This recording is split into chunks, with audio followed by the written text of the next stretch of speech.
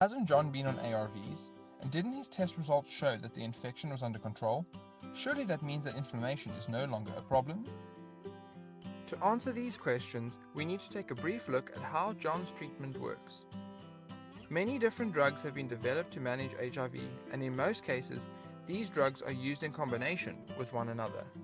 Reverse transcriptase inhibitors target the viral enzyme reverse transcriptase, which is responsible for converting the viral RNA into DNA. When this step is limited, viral replication cannot proceed.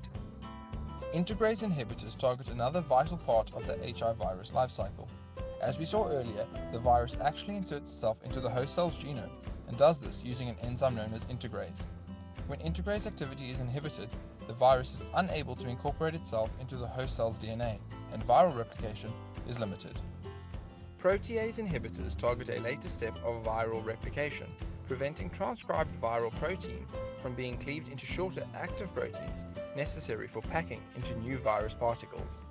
John has been on a treatment that combines a number of these drugs, and their use has managed to lower viral replication to a point that his body is able to manage.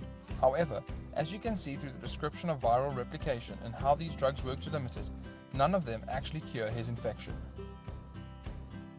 John's test results show a relatively high CD4 count for his stage of the disease, as well as a low viral load, which shows us that his treatment is doing its job, but that does not mean that he is no longer infected with the virus.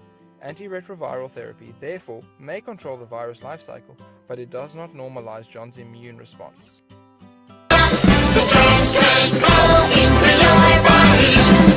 We do battle with nasty germs. Whenever we win, we can protect you. State of low-grade systemic inflammation since his diagnosis. Over time, his blood vessels have become more and more occluded as the increased LDL levels caused by either the HIV virus or the ARVs combined with the inflammatory response has led to the development of plaques. This narrowing of his blood vessels has put increased pressure on his heart to pump blood through his circulatory system, which has led to the symptoms John has been experiencing.